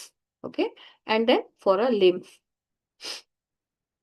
In case of large intestine, absorption of water molecules are maximum. Some minerals and drugs. Minerals ಅಂದ್ರೇನು? Magnesium ಇರ್ಬೋದು, MN ಇರ್ಬೋದು, ಜಿಂಕ್ ಇರ್ಬೋದು. ಓಕೆ, ಈ ಎಲ್ಲ ಡೈವ್ಯಾಲೆಂಟ್ ಅಯಾನ್ಸ್ಗಳೇನಿದೆ ಕಂಪ್ಲೀಟ್ ಆಗಿ ಮಿನರಲ್ಸ್ ಏನ್ ಮಾಡುತ್ತೆ? ಲಾರ್ಜ್ ಇಂಟೆಸ್ಟೈನ್ ಅಲ್ಲಿ ಬೇಗ ಅಬ್ಸಾರ್ಬ್ ಆಗ್ತಾ ಹೋಗುತ್ತೆ. Okay, yes, this is about the up to this digestion and its absorption in different area. ಈಗ ನೆಕ್ಸ್ಟ್ ಏನ್ ನೋಡೋಣ? ಡೈಜೆಷನ್ ಆಗದೆ ಇದ್ರೆ ಏನ್ ರೋಗ ಬರುತ್ತೆ ಅಂತ ನೋಡೋಣ. ಏನ್ ಬಂದಿದೆ ರೋಗ ಅಂತ ಕೇಳಿದಾಗ ನೀವು ಇದನ್ನ ಹೇಳ್ಬೋದು, ಯಾವ್ದೆಲ್ಲ ರೋಗ ಬಂದಿದೆ ಅಂತ ಹೇಳಿ. Okay, that is disorder of digestive system. Majorly the undigested food material, especially by the failure of liver. Liver ಅಲ್ಲಿರುವಂತ ಜ್ಯೂಸ್ಗಳು ಕರೆಕ್ಟ್ ಆಗಿ ರಿಲೀಸ್ ಆಗದೆ ಇದ್ರೆ ಒಂದು ಡೈಜೆಸ್ಟಿವ್ ಡಿಸಾರ್ಡರ್ ಬರುತ್ತೆ. That is a jaundice. Here the skin and eye. Jaundice ಅಂದ್ರೇನು? ಕಾಮಾಲೆ ರೋಗ ಅಂತ ಹೇಳ್ತೀವಲ್ವಾ, ದಟ್ ಈಸ್ ಜಾಂಡಿಸ್. ಯಾವ್ದ್ರಿಂದ ಬರುವಂತದ್ದು? ಲಿವರ್ ಪ್ರಾಪರ್ ಆಗಿ ಕೆಲಸ ಮಾಡದೇ ಇದ್ದಾಗ, ಲಿವರ್ ಇಂದ ಬೈಲ್ ಜ್ಯೂಸ್ಗಳು ಕರೆಕ್ಟ್ ಆಗಿ ಆಕ್ಟಿವ್ ಮೋಡಲ್ ಇಲ್ಲದೆ ಇದ್ದಾಗ ಏನಾಗುತ್ತೆ? ಜಾಂಡಿಸ್ ಬರುತ್ತೆ. Here the skin and eye turns yellow due to the deposition of bile pigment. Bile pigment ಏನ್ ಮಾಡ್ತಾ ಹೋಗುತ್ತೆ? ಎಲ್ಲಾ ಏರಿಯಾದಲ್ಲೂ ಡಿಪಾಸಿಟ್ ಆಗ್ತಾ ಹೋಗುತ್ತೆ. That is jaundice. It indicates liver damage. Okay, second disorder is vomiting. Especially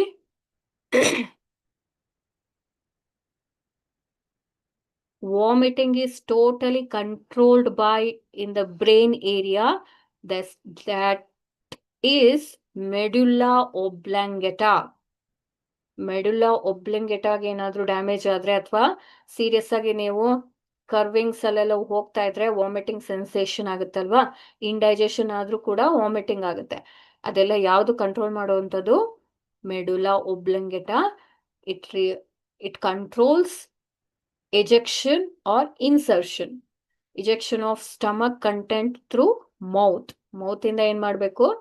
normal ಆಗಿದ್ರೆ ಏಸೋಫೇಗಸ್ ಇಂದ ಅದು ಆಚೆ ಬರಲ್ಲ ಒಂದ್ಸಲಿ ಕನ್ಸ್ಯೂಮ್ ಆದ್ಮೇಲೆ. ಈಗ ಸಪೋಸ್ ಏನಾದ್ರೂ ನಿಮ್ಗೆ ಅನ್ಈಸಿ ಅನ್ನಿಸ್ತಾ ಇದೆ, ಇರಿಟೇಷನ್ ಆಗ್ತಾ ಇದೆ ಅಂತಂದ್ರೆ ಮೆಡುಲಾ ಒಬ್ಲಂಗೆಟ ಏನ್ ಮಾಡುತ್ತೆ, ಆಚೆ ಹಾಕು ಅಂತೇಳಿ ಸಿಗ್ನಲ್ ಪಾಸ್ ಮಾಡುತ್ತೆ. ಸೊ ಸ್ಟಮಕ್ ಇಂದ ಡೈರೆಕ್ಟ್ ಆಗಿ ಅಪ್ವರ್ಡ್ ಡೈರೆಕ್ಷನ್ ಅಲ್ಲಿ ಬರುತ್ತೆ ಯಾವುದು, food. That is a ejection of stomach content through mouth. Again, it is controlled by medulla oblongata. And the third is diarrhea. Repeated ಆಗಿ ಬಾತ್ರೂಮಿಗೆ ಓಡೋಗುವಂತ ಒಂದು condition, that is diarrhea. It's a frequent elimination of watery feces. It reduces the absorption of food.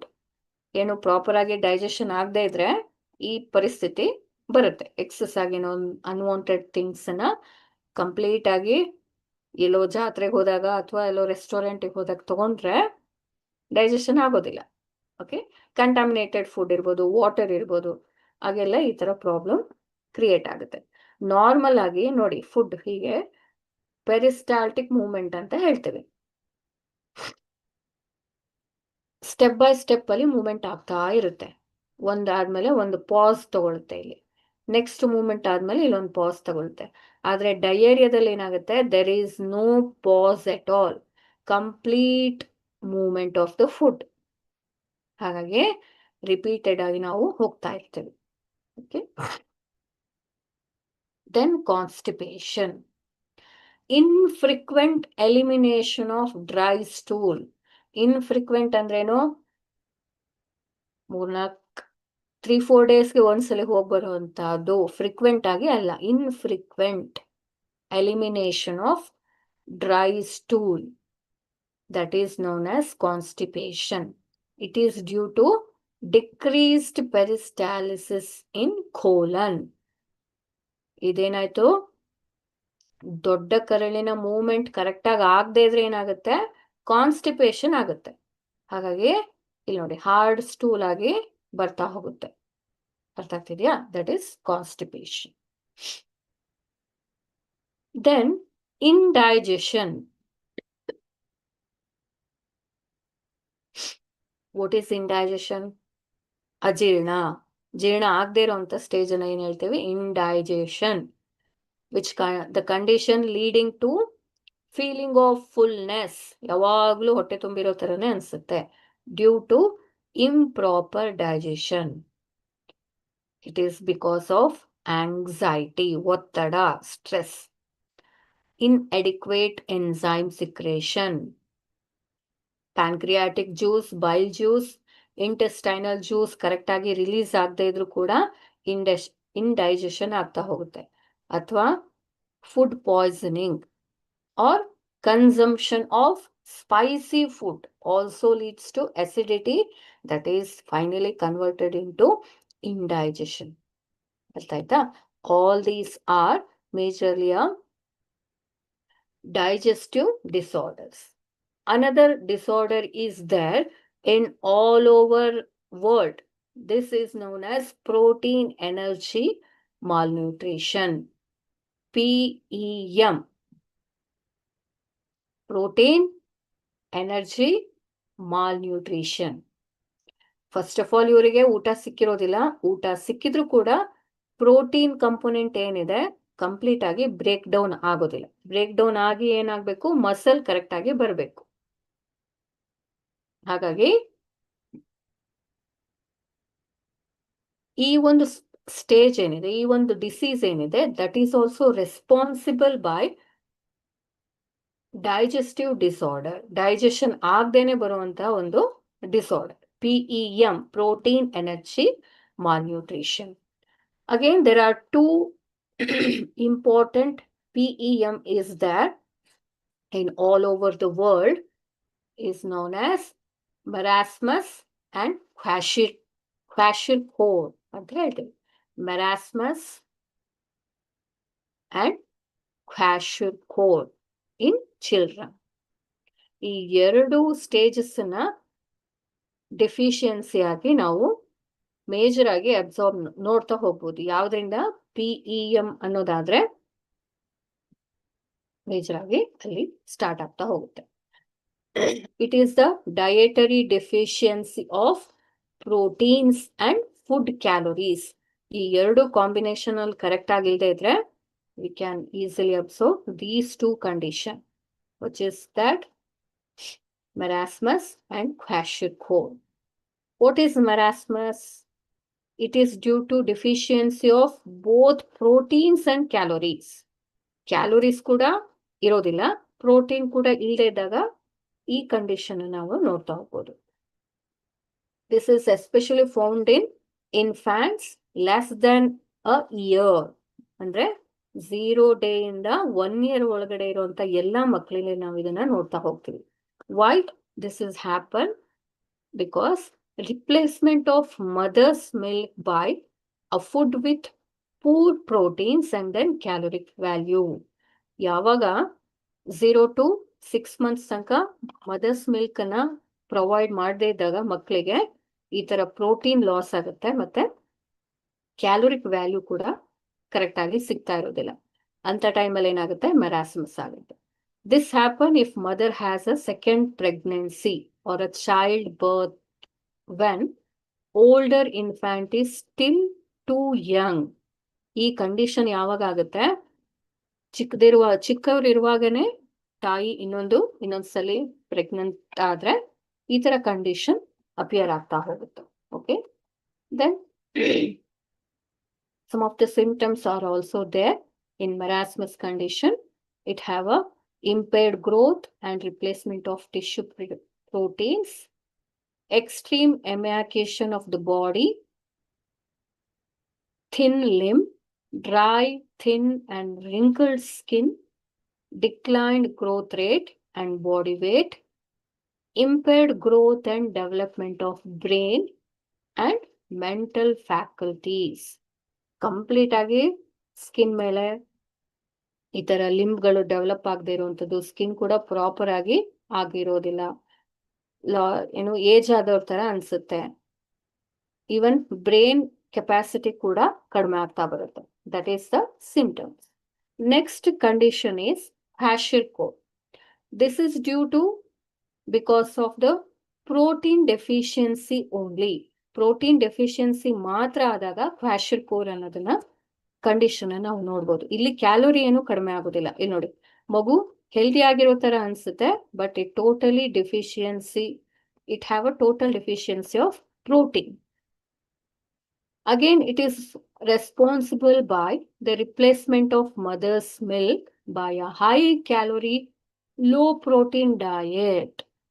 ಇಲ್ಲೇನಾಗುತ್ತೆ, mother's milk ನ ಬದಲಾಗಿ high calorie ಇರುವಂತ protein content ಅಥವಾ protein less ಆಗಿರುವಂತ ಒಂದು milk ನ supply ಮಾಡಿದಾಗ ಮಗು ಈ ತರ ಒಂದು ಕಂಡೀಷನ್ಗೆ ರೀಚ್ ಆಗುತ್ತೆ. That is kwashiorkor. It also shows typical symptoms like marasmus, wasting of muscles. Wasting ಅಂದ್ರೆ ಏನು, ಮಸಲ್ ಇಲ್ಲದೆ ಇರುವಂತ ಕಂಡೀಷನ್. ನೋಡಿ, ಒಂದು ಅಂದ್ರೆ ಏನು ಸ್ಕೆಲೆಟನ್ ತರ ಅನ್ಸುತ್ತಲ್ವಾ, ಅದನ್ನ ವಾಸ್ಟಿಂಗ್ ಅಂತ ಹೇಳ್ತೀವಿ.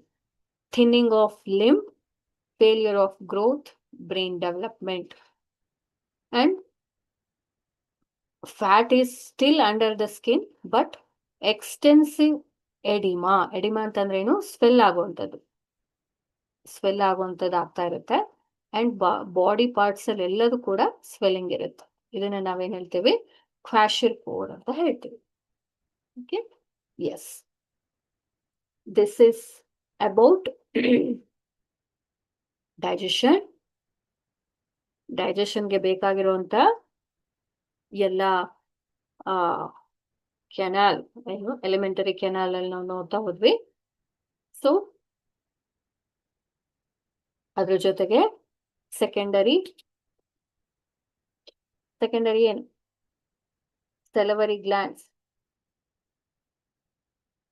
ಎಸ್,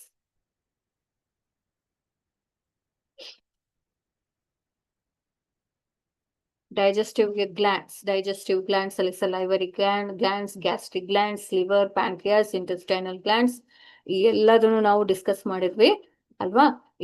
ಈ ತರ ಗ್ಲ್ಯಾಂಡ್ಸ್ ಗಳು ರಿಲೀಸ್ ಆಗದೆ ಇದ್ದಾಗ ಕೂಡ there is a lot of disorder which are responsible for marasmus and then kwashiorkor ಅನ್ನೋದು ಕೂಡ ಗೊತ್ತಾಯ್ತು. ಸೊ ಇದು ಮೇಜರ್ ಆಗಿ ಬೇಕಾಗಿರುವಂತ ಒಂದು ಇನ್ಸ್ಟ್ರೂಮೆಂಟ್ ಅಂದ್ರೆ ಏನು, ನಮ್ಮ ಬಾಡಿಯಲ್ಲಿ already by nature instrument fit ಆಗಿದೆ. Mouth, buccal cavity, pharynx, oesophagus, stomach, small intestine, large intestine and then anus. ಈ ಎಲ್ಲ ಕಾಂಬಿನೇಷನ್ ಅಲ್ಲಿ ಈ ಗ್ಲ್ಯಾಂಡ್ಸ್ಗಳು ಕೂಡ ಜ್ಯೂಸಸ್ ಅನ್ನ ರಿಲೀಸ್ ಮಾಡ್ತಾ ಹೋಗುತ್ತೆ. These are helpful for digestion. Okay. Further, how digestion will takes place in the entire system with the help of all these glands ಅನ್ನೋದನ್ನು ಕೂಡ ನಾವು ಈ ಒಂದು ಸೆಷನ್ ಅಲ್ಲಿ 2 ಸೆಷನ್ಸ್ ಅಲ್ಲಿ ನೋಡ್ತಾ ಹೋದ್ವಿ. This chapter is very important for your writing exam as well as KCT. MCQಗೂ ಬರುತ್ತೆ. ಎನ್ಸೈಮ್ಸ್ಗಳು, pH, ಅಮೈಲೇಸು, ಪೆಪ್ಟೈಲಿನ್. ಓಕೆ, ಇದನ್ನ ನೆಗ್ಲೆಕ್ಟ್ ಮಾಡಬೇಡಿ. ಈಸಿ ಆಗಿದೆ, ಜೊತೆ ಡಯಾಗ್ರಾಮ್ಯಾಟಿಕ್ ಕೂಡ ನೀವು ರಿಪ್ರೆಸೆಂಟ್ ಮಾಡಿ ಬರಿಬಹುದು. ಇದರಲ್ಲಿ ತುಂಬಾ ಕಷ್ಟವಾಗಿರುವಂತ ಟರ್ಮಿನಾಲಜಿಗಳು ಕೂಡ ಇಲ್ಲ. ಹಾಗಾಗಿ ಈಸಿಯಾಗಿ ನೀವು ಅದನ್ನ ಮೈಂಡ್ ಅಲ್ಲಿ ನೆನ್ಪಿಟ್ಕೊಳ್ಬಹುದು. ಏನಾದ್ರೂ ಡೌಟ್ಸ್ ಇದ್ರೆ you can comment in chat box.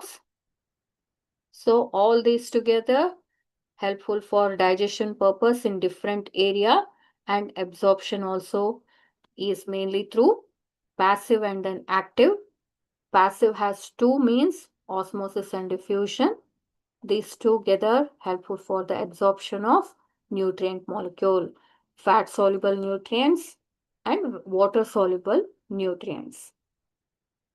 Then absorption of lipid have another game, ಅದರದ್ದೇ ಆದ ಒಂದು ಬೇರೆ ತರದ ಮೆಕ್ಯಾನಿಸಮ್ ಅಲ್ಲಿ ಅದು ಅಬ್ಸಾರ್ಬ್ ಆಗ್ತಾ ಹೋಗುತ್ತೆ with the help of chylomicron, and it finally reaches to the blood capillary.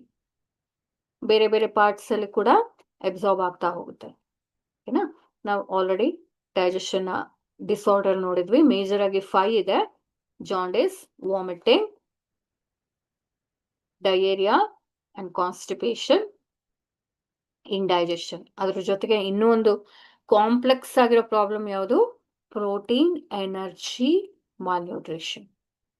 ಒಂದು ಮ್ಯಾರಸ್ಮಸ್, ಇನ್ನೊಂದು ಕ್ವಾಶಿಲ್ಕೋರ್. ಓಕೆ, ಇಷ್ಟು ಏನಿದೆ digestion and its absorption and that related disorders. So this chapter majorly ways ಅಂದ್ರೇನು, weightage ಏನು ಈ ಚಾಪ್ಟರ್ದು maximum 8 to 12 marks ಅನ್ನ ನೀವು expect ಮಾಡ್ಬೋದು. ಹಾಗಾಗಿ ಇದನ್ನ ನೀಟಾಗಿ ಓದಬೇಕು. ಓದಿದನ್ನ ನೋಟ್ಸ್ ಮಾಡ್ಕೊಳ್ಳಿ. ನೋಟ್ಸ್ ಮಾಡೋದು ಗೊತ್ತಾಗದೇ ಇದ್ರೆ ಈ ಸ್ಲೈಡ್ ಅಲ್ಲಿ ಹೇಳಿರುವಂತ ಅಷ್ಟೇ ಪಾಯಿಂಟ್ಸ್ಗಳು ಸಾಕು. ಹಾಗಾಗಿ ಇದನ್ನ ಫ್ರೀ ಟೈಮ್ ಆಗಿದ್ದಾಗ ನೋಟ್ ಡೌನ್ ಮಾಡ್ಕೊಳ್ಳಿ ನಿಮ್ಮ ನೋಟ್ಬುಕ್ ಅಲ್ಲಿ. So this is up to the chapter digestion and then absorption. Okay, yes, thank you dear students. Let's continue tomorrow. Yes.